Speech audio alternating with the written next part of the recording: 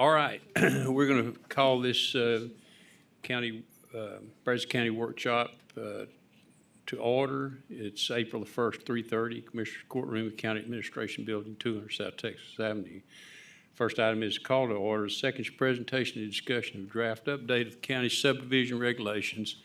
This workshop will feature a presentation by consultants of the team, followed by a discussion by members of the Commissioners Court and an opportunity for public comment, an interactive board galley, and an additional opportunity to submit written comments will take place after the presentation.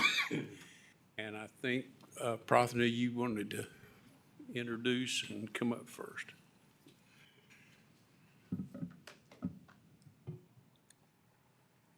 Good afternoon, Judge Commissioners, Prathna Banerjee, Brazos County Engineer. Just a real 2 seconds what this effort is today. We are basically going through a walkthrough of the draft regulations that we have been working on with the team for 6-ish months at this point. This really got started in 2024 when the diagnostic report of our regulations was released in November of 2024. And today is really an effort to get an initial feedback from the court and the public about our draft.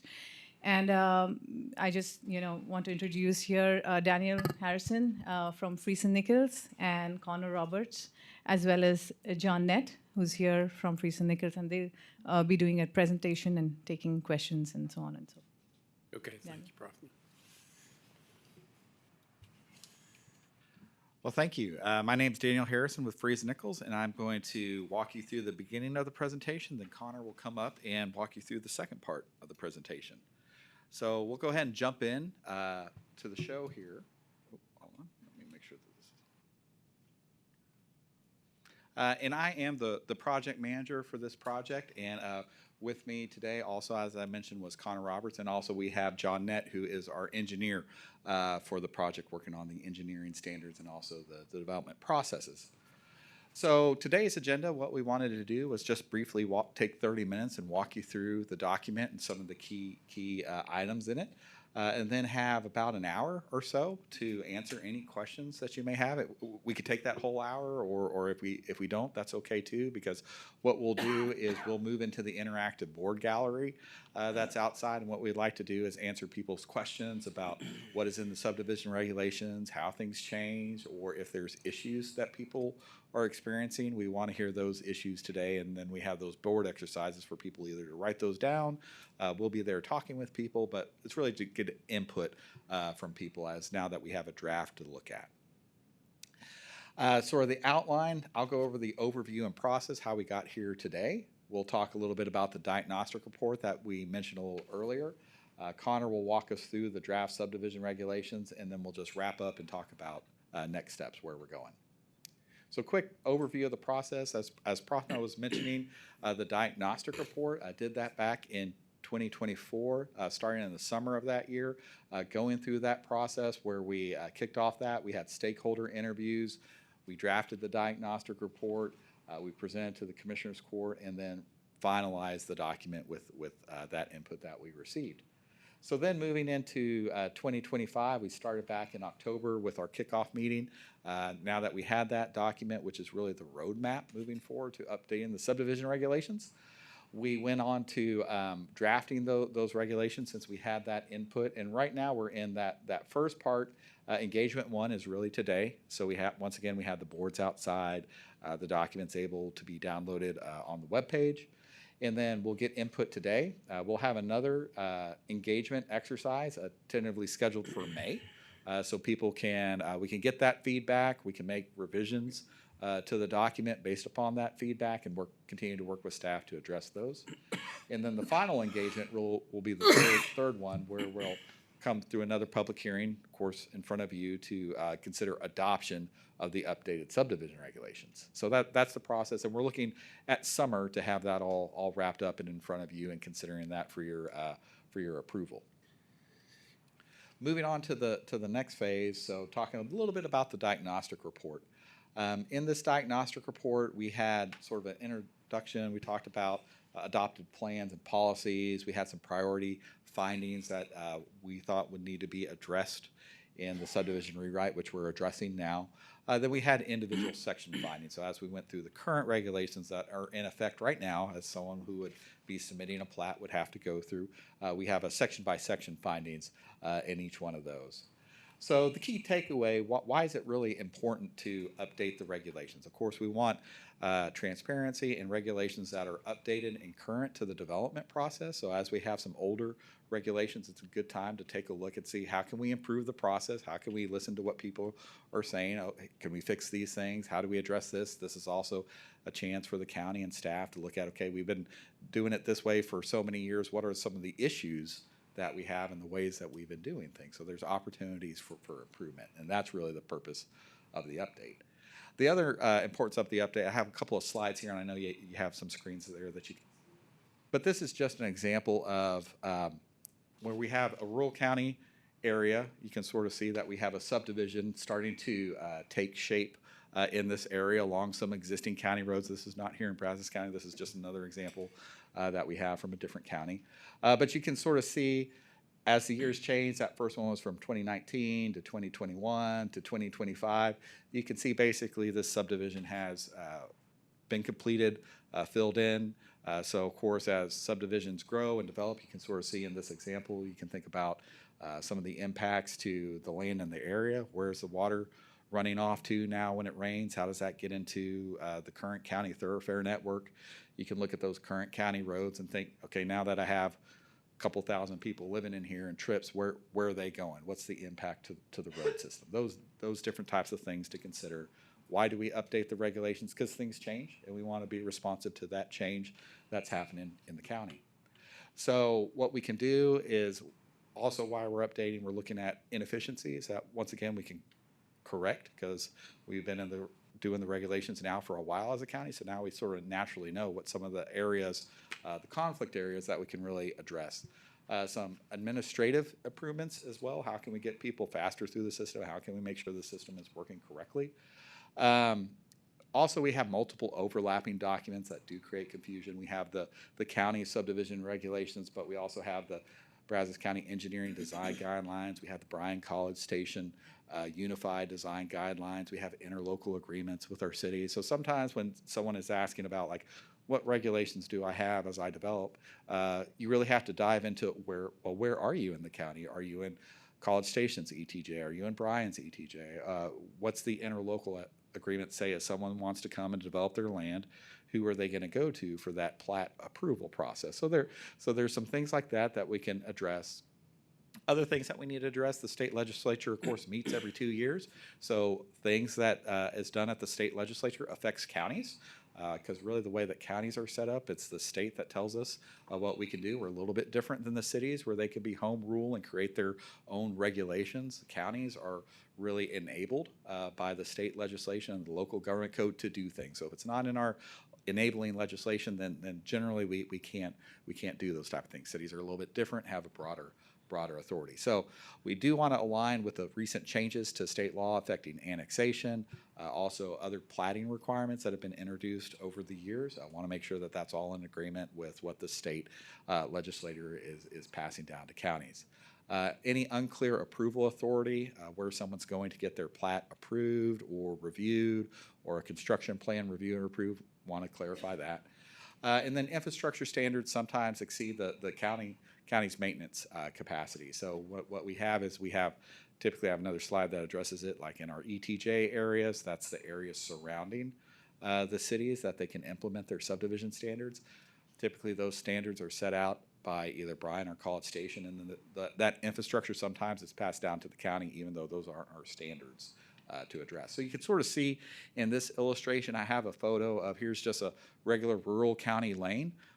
But just if you can start to imagine a subdivision being built on the left side of this road, a subdivision being built on the right side of the road, well, that's going to necessitate some improvements to that road. Yes, we can go ahead and keep it the same, but everyone's driving down a one-lane gravel road. That's probably not ideal, but once again, it is a public policy decision, because it's the taxpayers who will ultimately be improving that road if we're not having developer participation, or if this is inside a developer's property, them building that street, because most of our streets inside a subdivision are actually constructed by the developer, and they're not county roads being built in there. But a couple examples that you have there, just the city limits, ETJ shaded area, so you can sort of know here's the areas and what regulations and rules would be in place for those. Talking about those interlocal agreements, those are the agreement between the counties and the cities. That's required by state law that we have those to understand who is in control of the ETJ, either the county or the city, whose plat approval process is that. We have those with all the different cities. So once again, when you're talking about if someone just randomly came up to you and said, I have a piece of land, what do I need to do? Well, you got to do a little investigation to sort of figure out what the correct answer for that is, because it really depends on where you're living inside the county. Once again, as mentioned, cities often review infrastructure that they do not maintain, because once again, those interlocal agreements are calling out, are these being built to the city standards, these roadways? Are they being built to the county standards? But when we go through the review process, if it's one of the cities reviewing it, they'll be reviewing those platting processes, or those plats and construction plans. But ultimately, it's either private streets or would ultimately be county maintained streets. So recommendations, we talked about updating the interlocal agreements to sort of clarify those things now that we have really a good grasp on some of the key issues. Aligning the ETJ review authority with the infrastructure and maintenance responsibility. Once again, if there's roads being required, should those be being built by the county standards? Typically is what we would lean to rather than the city standards. But once again, that's worked out in the interlocal agreements. Clarify and define what standards apply. Are we talking about just the county standards? Like I'm way out away from the cities. I'm not in anyone's ETJ. Am I following the county's engineering design guidelines? Am I following the Brazos or the Bryan College Station design guidelines? And so just really updating those processes. Here's just another photo example of some of the key issues that we face as counties are developing. Of course, here's just a picture. Any rural part of Texas, anywhere we have a county road here, well, still looking the same after we go through the different years. Well, same county road, but now we have a subdivision. And you can sort of see that the county road's exactly some improvements have been done, but the width and all that is still the same. So once again, thinking about the key implications of we have a subdivision next to an old county road, and once again, the traffic counts that go along that road do create issues. And then once the subdivision's built, well, a lot of these issues come before the court to address and to fix. So once again, as development happens, this is an important time to see if we can correct and address a lot of these growth and development issues, planning, looking into the future. How can we fix these things so that it's not going to be an issue moving forward? So that's one of the things that we're addressing. Other key takeaways about the transportation infrastructure, boundary road improvements, talking about like if there's turn lanes that need to go into a subdivision, those type of elements, street alignments, whether we had, like I said, when I showed that picture of that county road and you're just looking straight down it, and you can imagine development going on both sides. Well, we want those collectors that go into those county roads to align. So ultimately, there may be a stop sign there. We don't want those to really be offset. We want some planning and some thinking to go in there. So if one comes in first, well, we want the entrance to the other subdivision to line up, because once again, safety, health, welfare, we can have a traffic light there. Ultimately, in the future, maybe it's a four-way stop for a long time, but once again, addressing some of those key elements. Other things that we want to consider is drainage, utilities, those type of standards. If we look at here is a subdivision, how is drainage handled on a property? Because one of the things that, of course, there's clear, really the intent of county subdivision regulations, how we're addressing roads and how we're addressing drainage. Whether we have a lot of standing water in a subdivision, so looking at those construction standards, looking at those drawings to be sure that a property is going to drain. We don't want water to be poured out straight onto a neighboring property, those type of things. So we have detention, because once again, as a development's going in, we want to make sure that they're really not having a substantial impact on the neighboring property. So once again, trying to make good neighbors there and really trying to address these things that we see as development occurs. So drainage and flooding, some inconsistent floodplain and drainage standards, addressing that.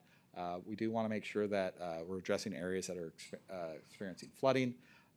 having detention, those standards as well, and how do we maintain our detention and retention ponds, making sure that those are going to last for a long time, because even if they're installed, we want to make sure that those are going to continue to function in perpetuity.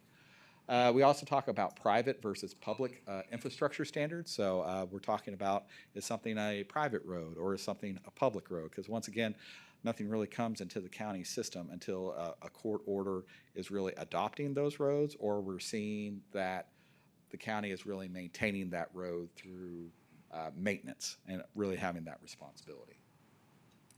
The other last part that I really want to mention here is the process reform and implementation. So really just this is more over-the-counter stuff. We want to make sure that the process is smooth when someone comes in and submits their development application. They're doing a good service to. We need homes, we need roads, we need jobs. We need these things. Those are good things to have. But we want to be sure that everything is done in a fair, orderly manner that addresses the key issues that we see developments having, such as roads and drainage. So having a process flow chart so everyone clearly understands. We don't want to surprise anybody in the process. So meeting with county staff, of course, is important in having that process. So just other things we just want to highlight on this last slide for me is just legal updates that we want to put in there. Once again, this is really aligning with the current state law changes over the years, adding flow charts, consolidating procedures when we can. We want to make this as streamlined and as simple to follow. We don't want to make it complex and confusing. And then just other financial protections. If development's going on, what happens if something happens midway through? We want to make sure that the taxpayer is protected as far as being able, taking over responsibility for things. So with that, I'll go ahead and pass it over to Connor.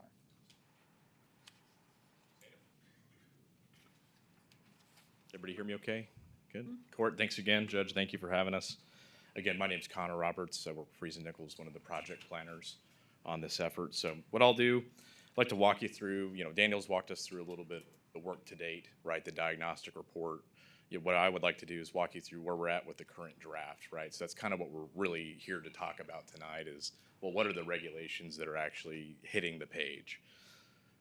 So when you'll open the document, you'll see sort of a lengthy document. It's got 5 different sections, and I'll go through each of those sections here today. I've sort of structured the presentation to take the lens of the 3 big users of this document. One of the users is you, of course, is the county. So the Commissioner's Court, your staff, you guys will be looking at this document regularly. Other users might be interested residents. You might have a resident that needs to look at this document to subdivide property. And of course, you have larger developers that are also taking a look, several in the room here tonight, about what are the standards that are going to be expected for any sort of subdivision. So I've sort of structured the presentation in a way to maybe address some of those key highlights based off of those 3 different entities. So let's go ahead and jump in. Section 1, general provisions. You might be asking, well, what does this section really cover? It's really the legal foundation. It's the state legislation that gives the county the authority to regulate subdivisions. So you'll see that that's laid out pretty clearly. In Section 1, that might be Local Government Code Chapters 232, that's subdivisions, or 245, that's vesting. Where does the county really gets its teeth from the state to sort of establish these documents, establish these regulations? It outlines that a plat is required in the unincorporated areas of the county and within the ETJ, and ultimately turns the overall purpose of the subdivision regulations at the county. That's promoting orderly growth, protecting public safety, ensuring infrastructure quality, and promoting fiscal responsibility on behalf of the county. So what does that mean for residents? Really, it's reiterating that the county's here to protect the taxpayer from inheriting any sort of substandard infrastructure, right? And we have properties that are developing, there's infrastructure that's associated with that, there are lots that are being established. We want to make sure that it's responsible for current county residents, for future county residents, and ultimately giving the county, the tools to enforce these regulations as you continue with processing plats and construction applications and things like that. What does this mean for developers? It clarifies when platting is required. I think you'll see some common threads throughout these slides. Clarity. We want to be upfront and transparent with all users. We're not trying to surprise anybody here, not trying to get you gotcha moment. We're really just trying to be transparent and upfront with what the expectations are. This section sort of confirms minimum standards. It outlines them that the county is hereby establishing them. And what does it mean for you as the court and for your staff? Again, it kind of gives you that enforcement authority. Again, sort of reiterates that fiscal stability that will be carried through the development as it relates to these regulations. So, moving into section 2, that's administration and review procedures. Again, what does this section really cover? It's how applications are processed. It's the physical, hey, here's my plat. County, please take a look at this. It establishes statutory timelines. So remember, the state imposes us to respond expeditiously to applications. And again, establishes a clear decision authority. So whether the decision authority is yours to act on something, whether it's your staff's to act on it, this is the section in which you would find that type of detail. So again, clear decision-making authority sort of sets that 10-day completeness review period and that 30-day plat action review period. Again, that's a statutory requirement, and establishes expiration timelines for dormant subdivisions or for subdivisions that are not developing expeditiously. So what does this mean for residents? Again, transparency is key in all this. It establishes timelines. It holds the county accountable to those timelines. It establishes a public notice requirement, again, statutory for certain plat subdivisions.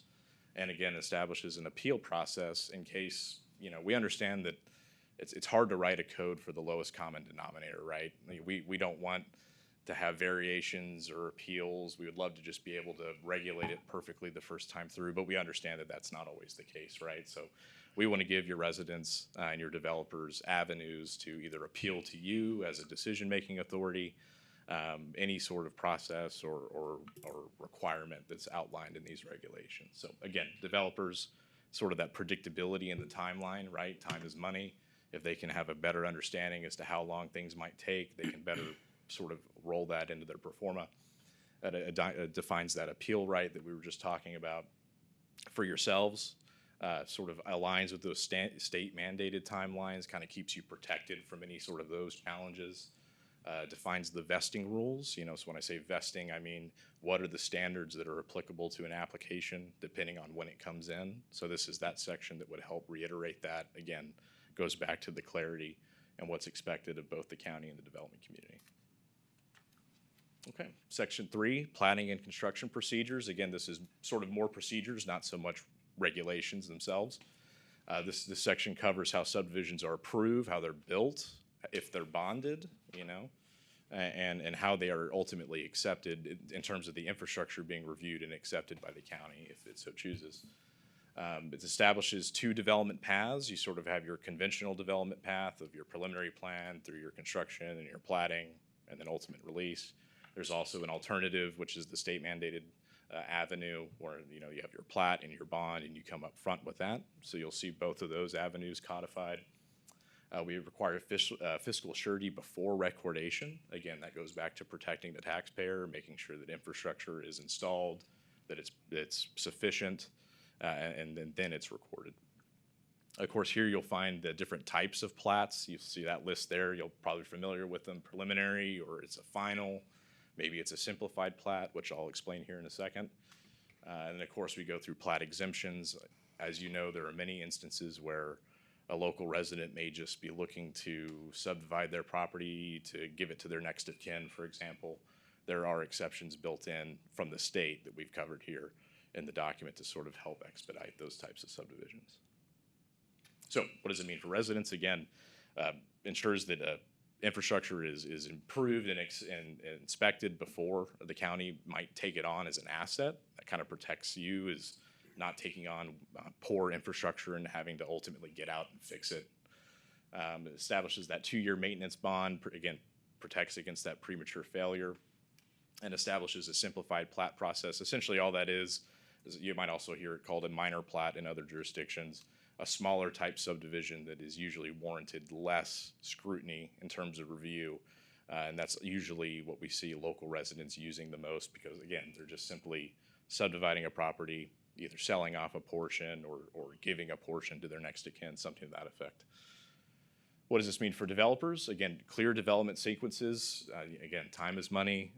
We want things to be clear. We want it to be very predictable for them as they go through this process. It gives them their authorized alternative approval approach by the state. We allow them to phase development. Sometimes it's better to build things in phases rather all at once. We sort of cover that concept in this section. And again, what does this mean for you as the county and your staff? We have our minimum access standards protecting future residents and current residents in emergency situations. We have our, again, protections for public funds, making sure that you're not overextending yourselves or having to overextend yourself to address subpar infrastructure. We talk a little bit about minimum right-of-way dedication, the expectation that, hey, up front, we're looking for right-of-way dedication and compliance with our plans. This sort of saves you in the future. It gives you the real estate to work and expand roadway improvements in the future. And then again, sort of clarifies the difference between plats in the ETJ or out of the ETJ and which standards apply. All right.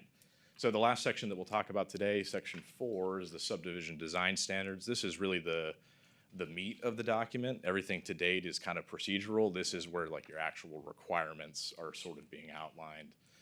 So this part of the presentation a little bit longer, but again, this section identifies your infrastructure standards. So your roads, your drainage, your utilities, your lot design, and any sort of traffic considerations.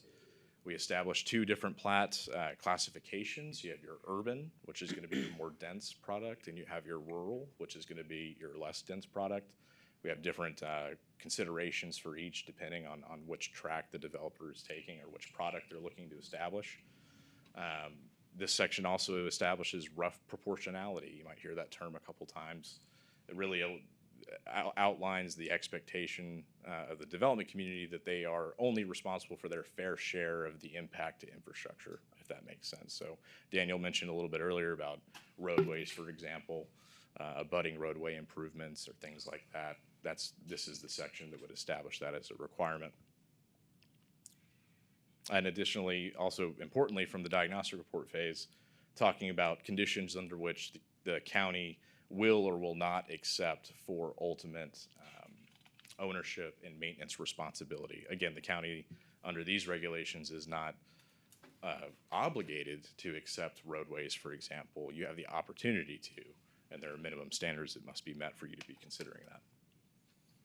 So for residents, going back to safety, establishing emergency access within subdivisions, making sure that dead-end roads aren't too long or that there's not, no way out of a subdivision if something were to happen. Traffic and congestion, making sure that traffic impacts of new development is mitigated as best as we can track it.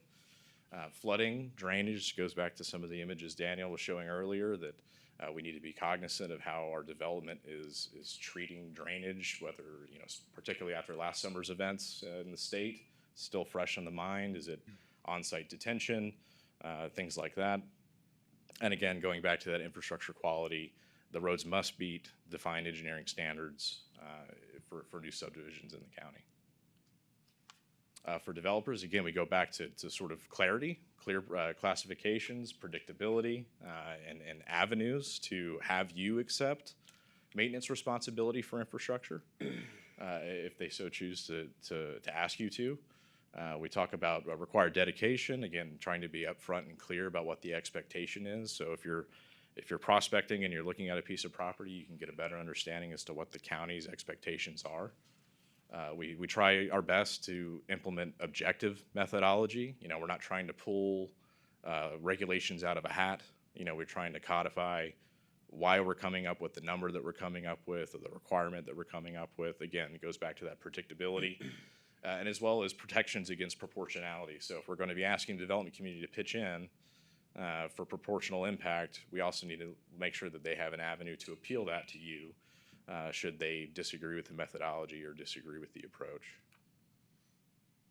And again, for county leadership and staff, sort of touched on these topics already, building an infrastructure standard, making sure that you're not being left with a liability, essentially, allowing you to pursue that rough proportionality, allowing you to have infrastructure remain privately maintained if you so choose, not to overextend your resources and accepting all bits of infrastructure. Sort of protecting avenues for future mobility planning. Again, we're talking a little bit about growth management here. How do we protect future residents as well as current residents and any residents that might be living within these subdivisions? Ultimately, our objective with this document, of course, is legal defensibility. If you scroll through the draft, you'll see many citations going back to the state code, letting folks know where we're coming up with some of this, trying to root that into state allowances so that that's clear. And with that, pass it back over to Daniel to wrap us up, and then we'll be open for questions.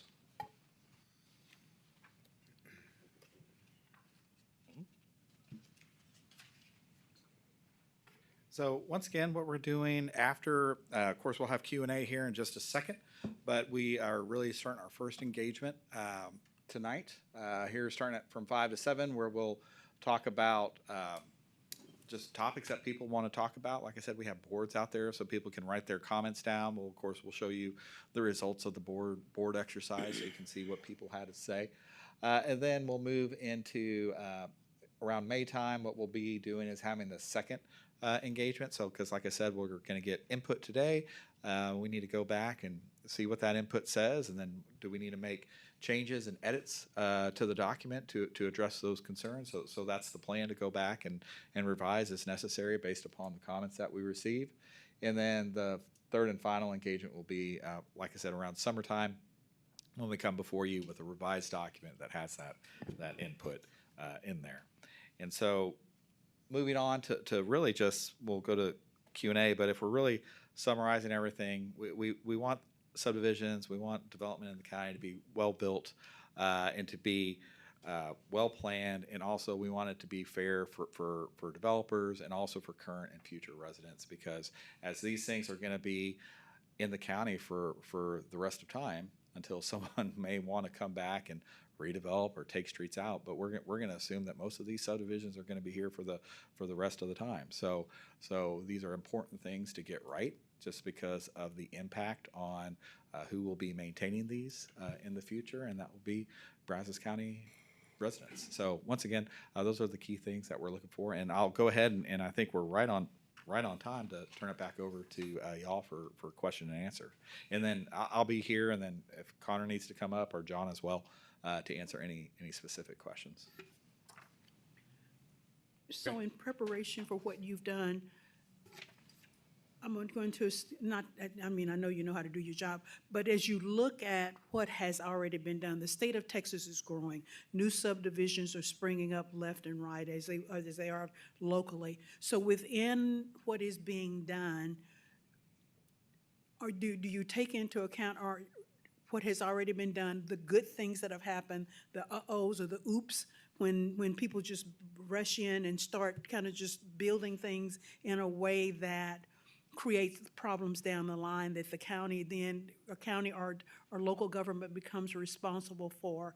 And if we are able to take this and do it the right way, hopefully we can do it in a way that it doesn't create problems in terms of what we can manage, what by legislative or by state statutes we can manage, but doing it in a way where we hopefully provide the best communities that we can for the residents of Brazos County in this case. Brazos County. Yeah. So to answer that question, looking back and seeing what can we do to improve based upon past experiences, working with staff to say, like, here's the areas where developments have come through, and whether it's been a struggle on the developer side, staff side, county staff side, whatever, we want to go ahead and implement those corrections now, because as you mentioned, the state is growing and development is going to happen more and more. I know we've talked about before, one of the big changes in state law was about annexation and ETJ, so we can assume that most of our cities aren't going to be expanding their boundaries except for voluntary annexations, and how often is that going to happen? Yes, it will happen occasionally with some developments, but most people will want to be out in the county, and so we need to be prepared for developments that are going to be 1, 2, 3, 4 acre lots, but we also have to be prepared for when a developer wants to come in and do 20-foot wide lots or 35-foot wide lots, and what does that road and infrastructure look like? Because that's a lot different than our larger rural subdivision. So once again, that growth is happening in the unincorporated areas, and what best way can we be sure that we're handling the roads, drainage, and once again looking forward to how can, as we inherit these infrastructure elements, what's the best long-term management of it? But we are bound by state statutes that limit some of what we can limit. Even if we think that some of what they're doing is not the best practices possibly, but we're somewhat limited in the hopes that by having these regulations that developers or whomever will be more responsible in what they do in terms of, I'm doing the pie in the sky, kind of the greater good thing.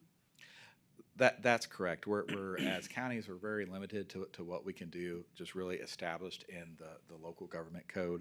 Once again, cities that have opted to, elected to be home rule cities have a lot more flexibility as they can determine different standards and of course have zoning and things like that. But here in the county realm, it's really our subdivision regulations guiding that and what the state tells us. So we're much more limited than our city friends.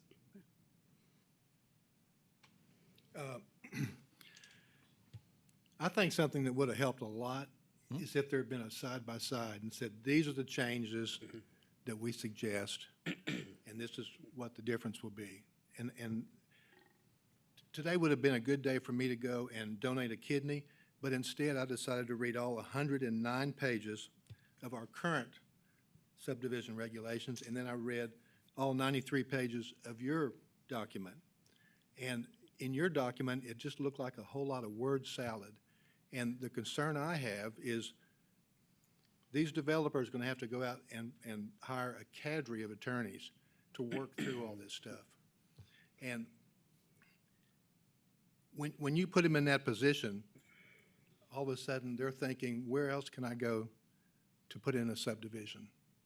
Right now you see a lot of growth in Caldwell, you see a lot of growth in Navasota, and all you have to do is go across the county line, either north, south, east, or west, and you can put in a subdivision without all these myriad different rules and regulations. I mean, there still are rules and regulations, but not to the extent that I read in your proposal, all 93 pages of it.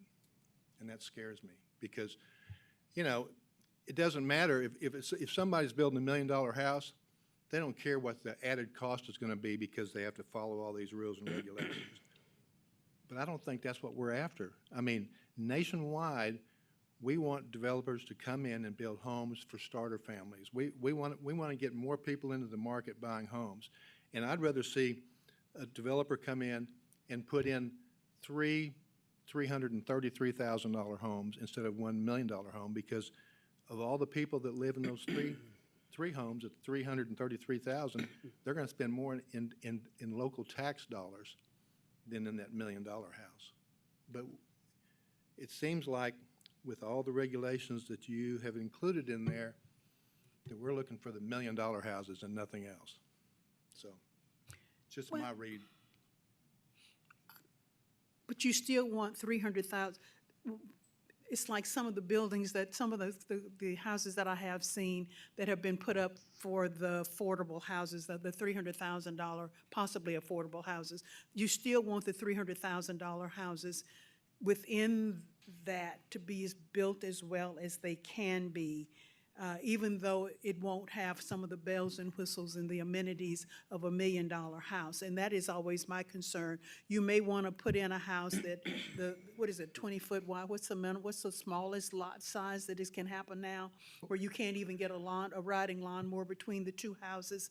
You know, I mean, that causes me some concern, because I live in probably the most economically diverse precinct in the county, and even within what I have already seen, there are some houses that I just wonder if we had a good hurricane or tornado come through here, whether or not they could, you know, so you still want good built buildings or homes, whether they're $1 million houses or 300,000. So there has to be some rules or whatever it is to try to get, even within the scope of that, reasonably built homes. And so I understand what he's saying, but I don't know how you can do that when we're limited on saying, well, you know, you need to do this. You know, can you put in at least sidewalks at least on one side, instead of having those no curve things where people are literally parked on their front lawns and the front yards are the size of a postage stamp. I mean, That's not, in my opinion, potentially good quality of life.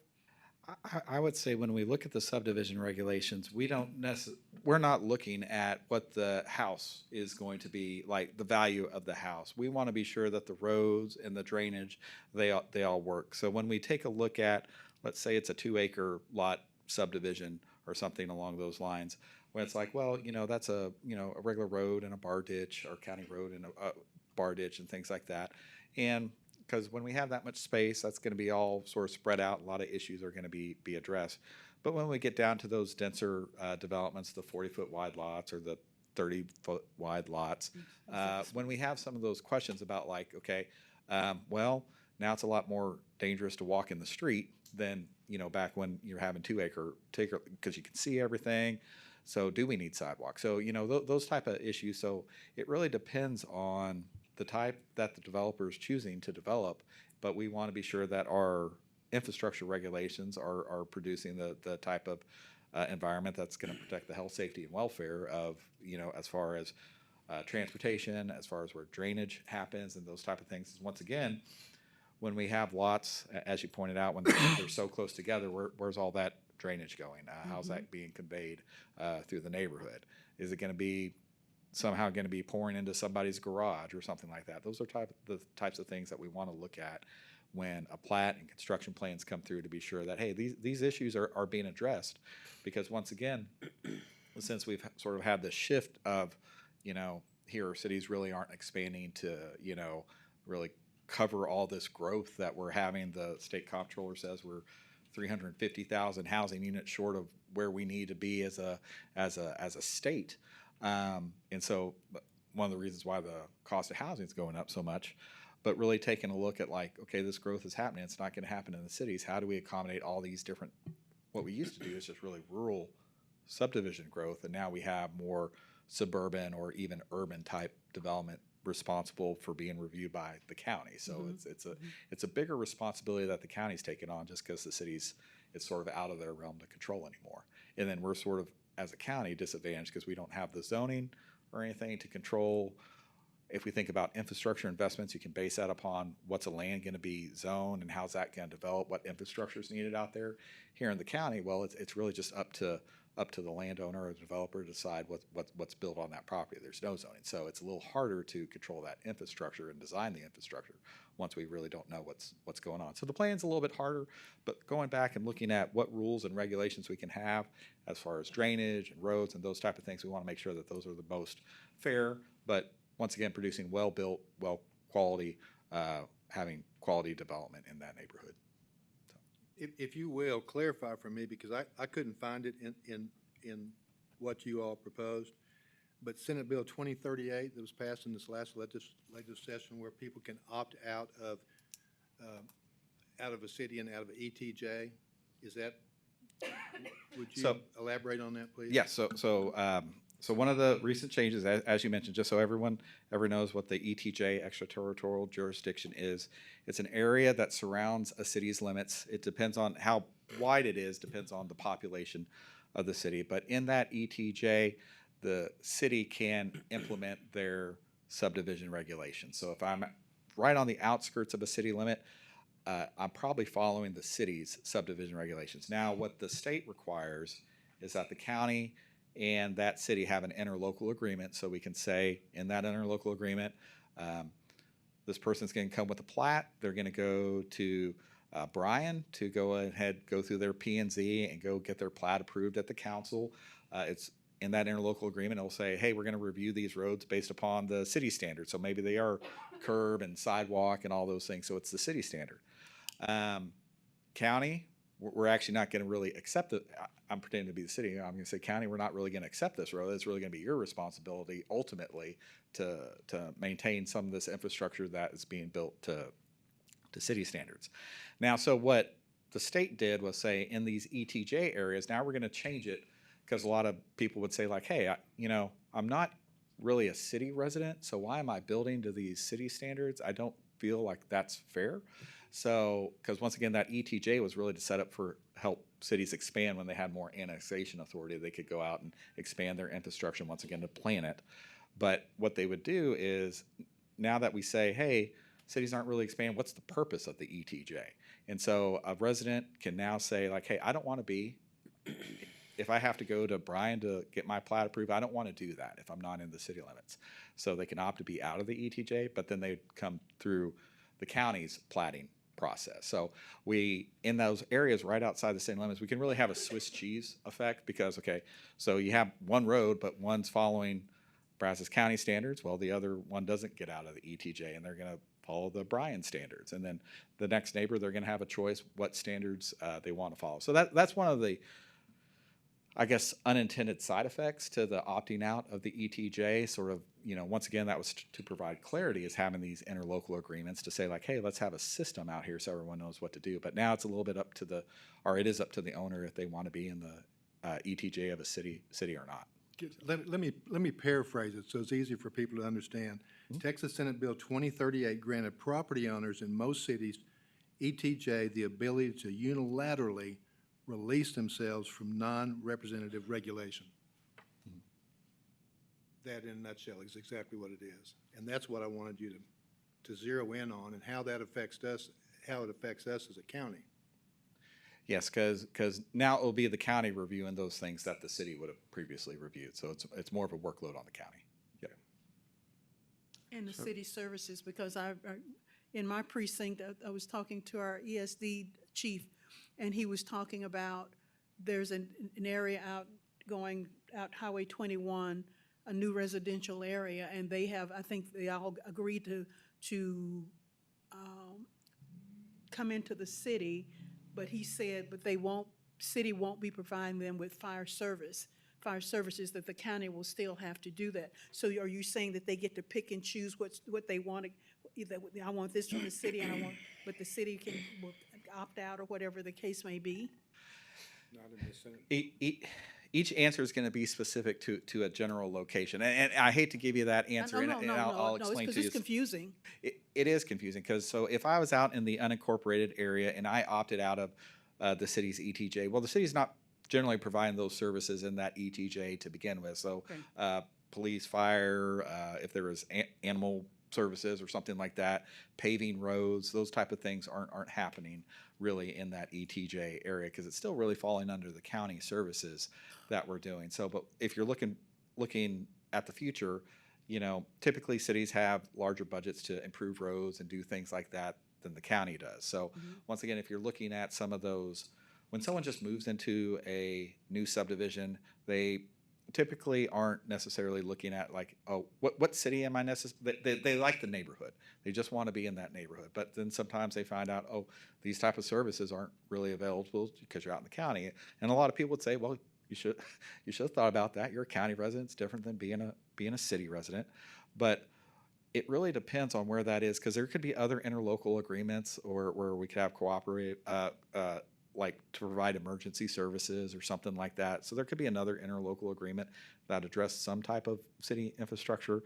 But once again, it really depends on what specific property is being developed. So thank you for, it's obviously y'all put a lot of work into creating this framework for regulation. I know a little bit about regulation. I regulated the alcohol industry as head of TABC. And so a couple things that you said kind of stuck out to me. So on the state law, state agencies have to review their rules and regulations every 5 years with the purpose of reducing the regulatory obligation on those that they are regulating. Does this reduce the regulatory obligation on our home builders and developers in Brazos County from what we had adopted in 2016? Yes, we're trying to simplify and streamline process. I know we're still 93 pages, but we are less than what was currently there. So we're trying to go ahead and make this process streamlined and to go through that. But once again, being sort of been a while since they've been updated, that's one of the things that we really take a look at, and that's why we try to talk to developers. That's why we talk to county staff to see like what are the issues that we can really try to get to eliminate and make things go further. Because once again, the development community is providing homes, they're providing business opportunities. These homes new people moving into the area, that jobs are going to be here. Where are they going to live? They need homes to live in there. So it's a very valuable addition to the community. We just need to be sure that those are built and well maintained, and that once again, looking out at the taxpayer, how are we going to fix and maintain these things moving on into the future? Yes, at the planning stage, we want those to be as well built as they can to address those key things, so we don't have to spend a lot of money, whether it's like if we don't get any right-of-way dedicated during a planning process, well, then that's the county going back and using taxpayer dollars to acquire those elements, when as part of the development that created that impact, you could go ahead and get that right away because it's conforming to the current plans for. But one of the things that we constantly did was to engage the stakeholders on proposed rules and regulations. So what is the plan to engage the stakeholders here, the developers, the home builders, large and small, about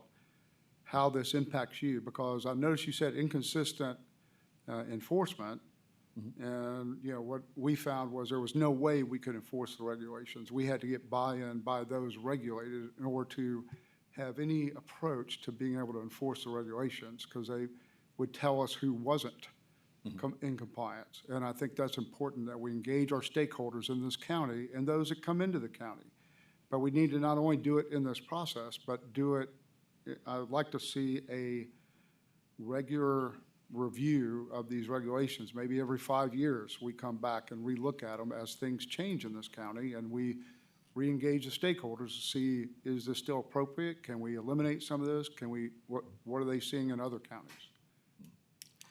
Yeah, because one of the things that we want to do is be responsive to what people are telling us, and similar to sort of like what you're taking, whether it's every 5 years taking a look at that could be a great benchmark to set.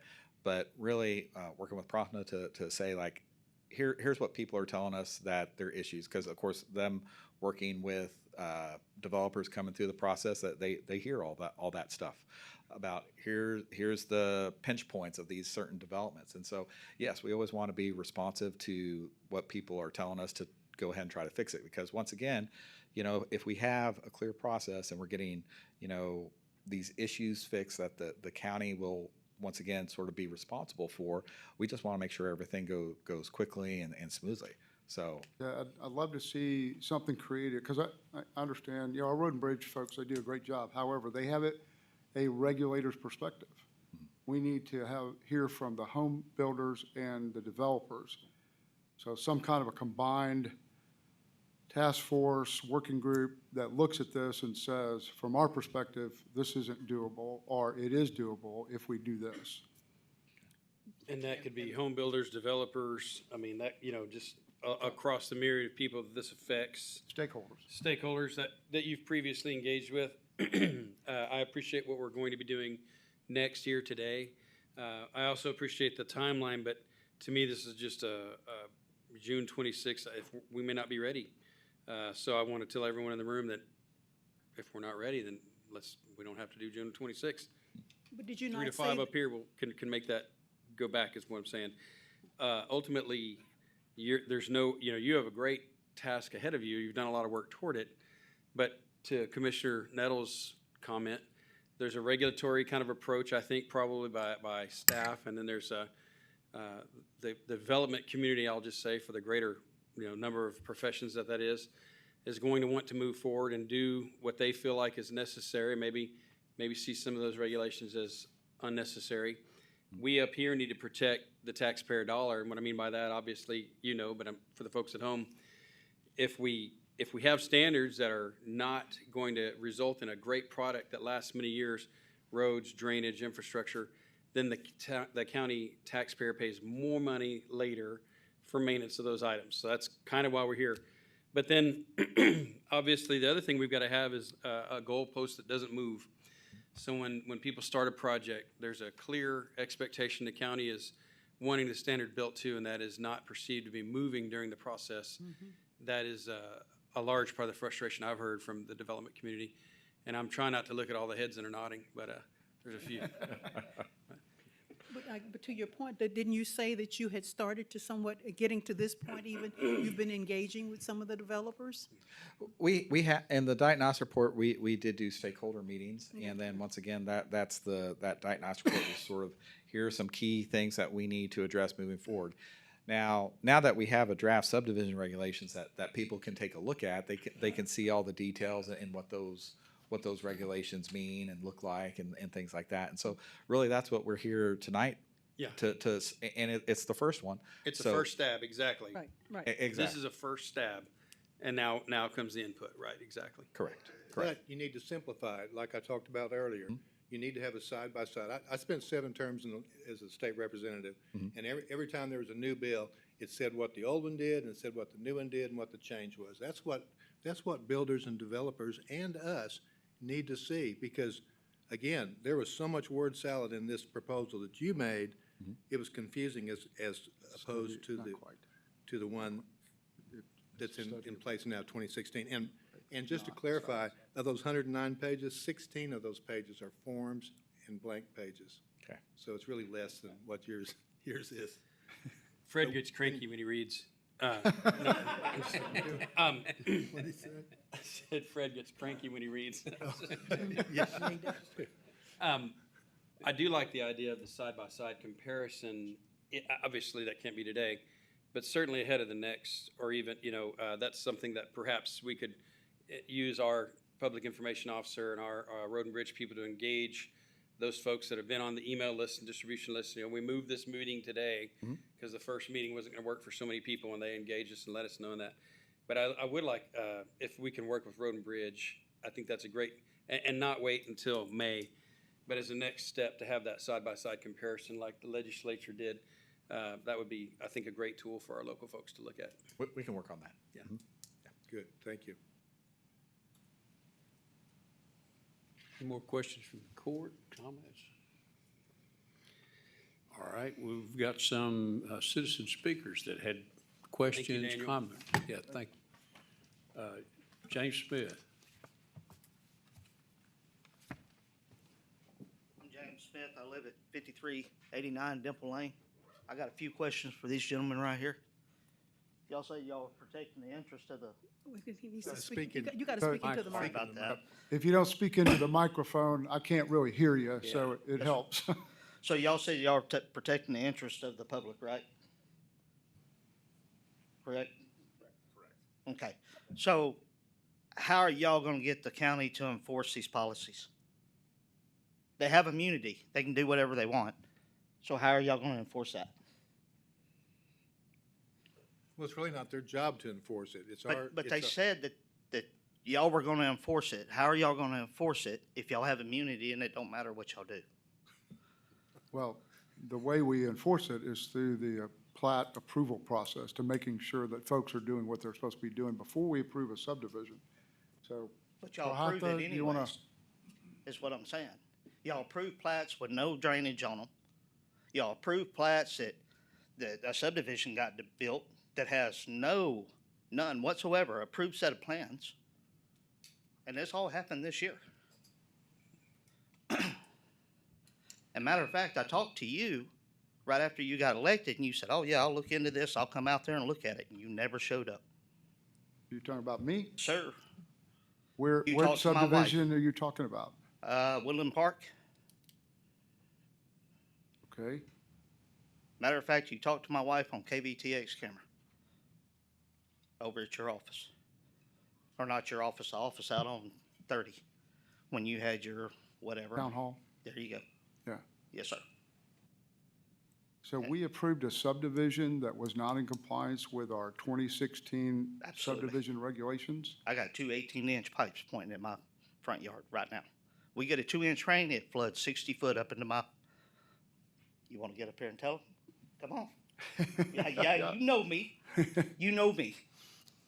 James Smith, Christy Smith, Brittany Alvarez? Yes, ma'am. Yeah. They all know it. Okay.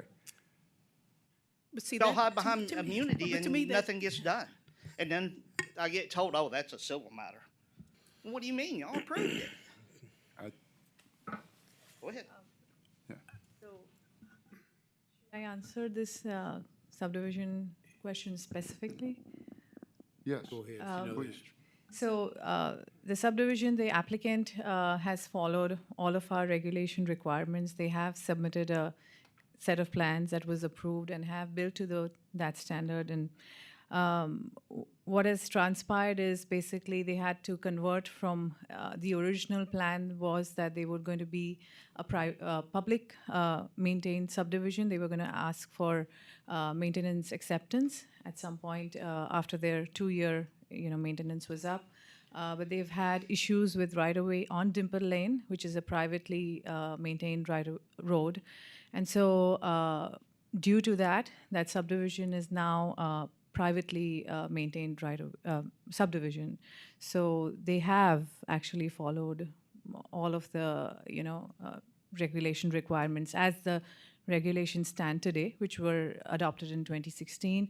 We have had several open records requests, which we have complied to with Mr. Smith and his wife. And so I don't know really what else I can. Judge, if I may. This is listed as public comment, and specifically what's posted is for the subdivision regulations. I feel if we go off track, we talk about a specific situation that's at issue, and especially if we have a question and answer, we're getting away from number one, public comment, and number two, the notice requirement that we're here for regulations. I think the point to be taken here is that the subdivision regulations are important, not just for the developers, but for the homeowners as well. And that's a separate issue that can be handled outside of this. But for today's purposes, I think the protocol is for anyone that has any comment, because I've got to time you. 4 minutes is what you have to make that public comment to the court. If the court wishes to respond, they can, but otherwise your 4 minutes is up and you sit down. It's up to the county judge. The whole time I was sitting, I heard home builder. I never heard Homeowner. property owners around them. So are y'all not, do y'all not take us into consideration? What I'm not sure about is whether this new regulations or subdivision regulations that we're looking at encompass some of those things like the drainage that it might impact, that a subdivision will impact on others. I'm not sure we've got that in our current regulations. As far as I know, we haven't actually gone or required developers to do the engineering that would show what the drainage is, but I'm not sure. I could be wrong. But I think that's, So y'all do, correct? So why is there a 2.5 foot difference in between the ditches? well, I'm just saying. again, we're getting back into specific questions I on it. appreciate it. Okay. I'm happy to visit with you after this about it and see if we can help. I don't have time today. Okay? Well, you have but my I do phone. Time tomorrow. Give me a call. Okay. All right. Okay.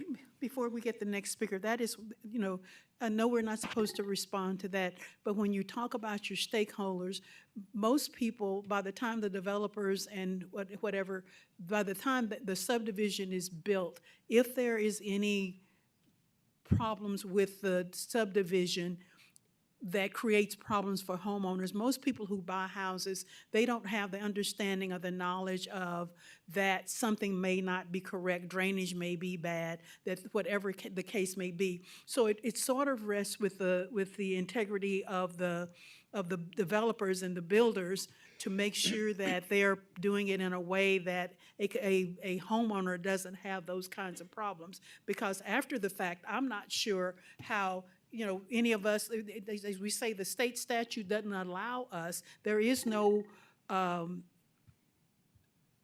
sheriff, house, misappropriated, badly built subdivision law enforcement to enforce, or code or inspector, from what I understand, to go out there and with his issue, for example, we don't have an inspector that can go out there and notify that and then issue a ticket or issue a bad faith notice to a builder or a developer if they don't do the right thing. So I'm not sure our regulations can do that. Am I correct?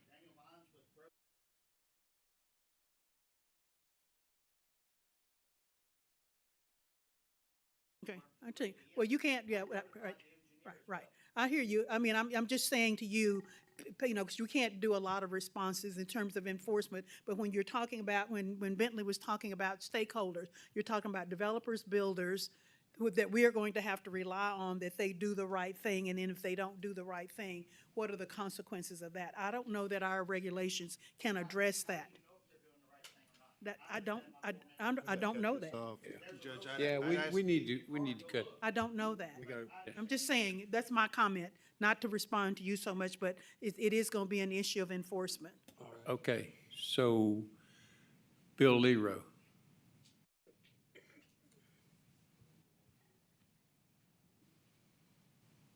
It's an ethical Thank issue. you. I signed up not knowing what was going to be covered, but I really appreciate what y'all have said.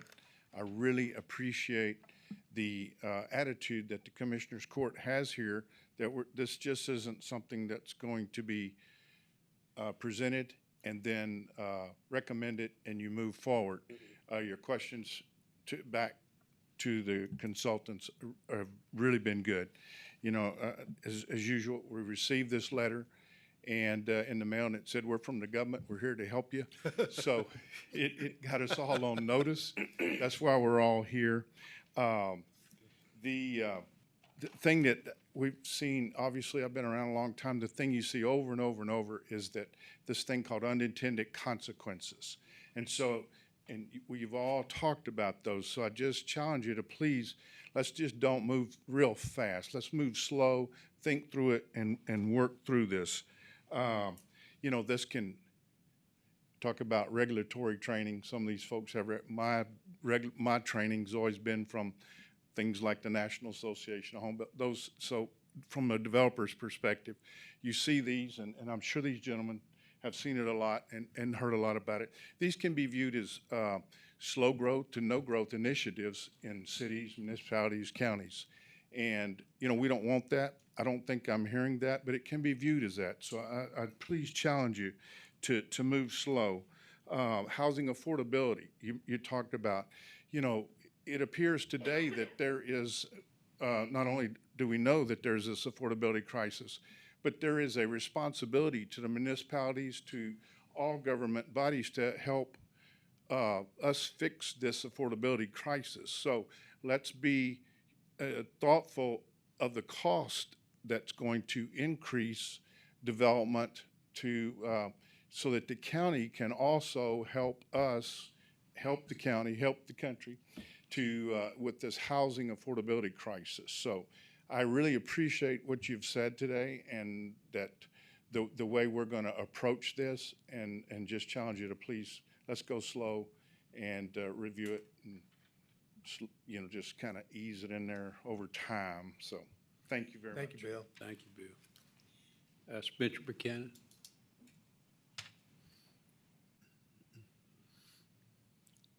I'm Spencer Buchanan. Thank y'all for having us today. I just want to touch on two things. One that got brought up is working meetings. I know this is supposed to be an input meeting for a workshop, but we just got this draft on Friday, and we haven't had time to look through it in depth. Side-by-side meetings would be great, just like Mr. Brown said. We would greatly appreciate that because we want to understand what the changes are going to be.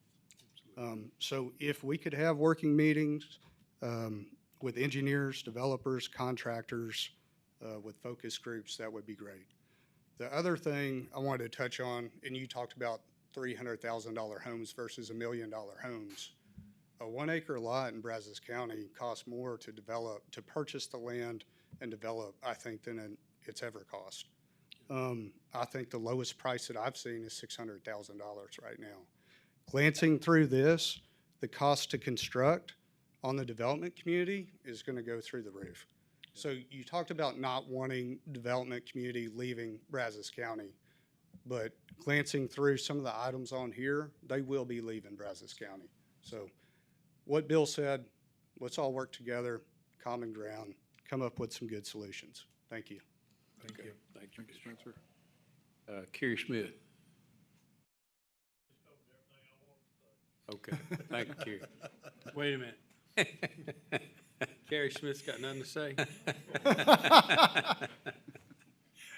Thank you, Gary. Kyle Cassell. You look familiar.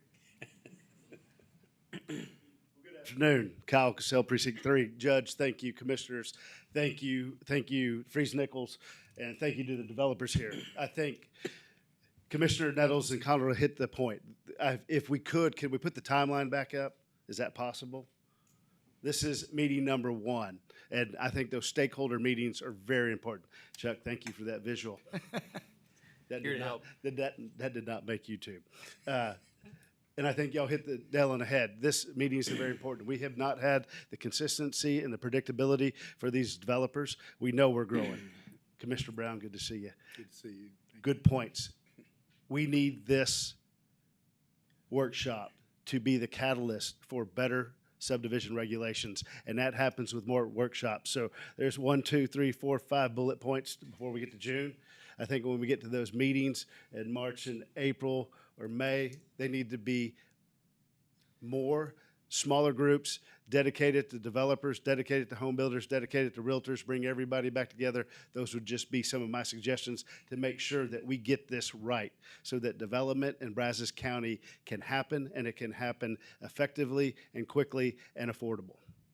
Thank you for And the you're time. mentioning too that they have more time to go over. For example, Spencer just said they got this 96-page document on Friday. 2 weeks minimum, I think, to review it is probably pretty fair. Absolutely. I think we are all clear on that. It's more than 50 pages, and if we read too much, we get, was it cranky or crazy? I can't remember what you said. Both. Well, and that's But, why. and Fred is correct. You know, in the legislature, we're trained to read side by sides, but that's because there's 150 of us that probably shouldn't be there. But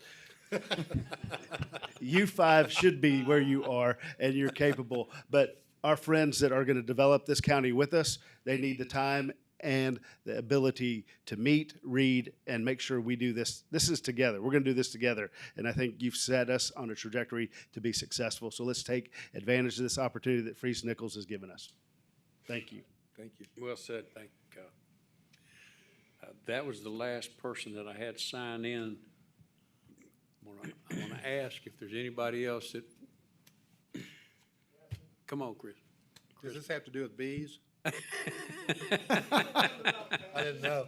It's that time of year, no. Chris Barnes, Precinct 2. I want to start by saying I appreciate the work, and I agree that this is something that needs to be done on a regular basis. I don't know whether it's 5 years, some other time frame. It does need to be done on a regular basis. I actually wrote down about a dozen questions, but I'm only going to bring one of them up here. And it's the stakeholders. I see a lot of different stakeholders being mentioned.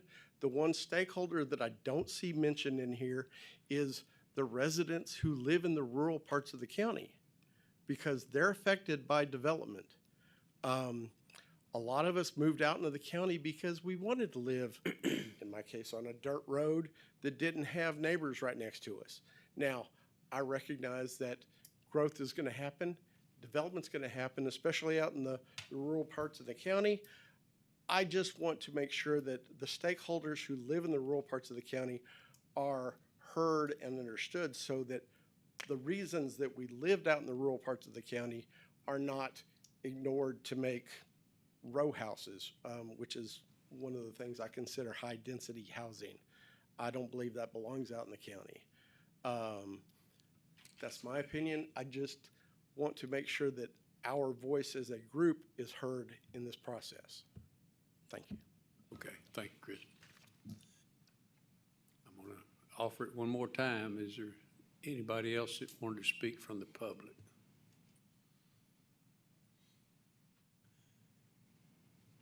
All right.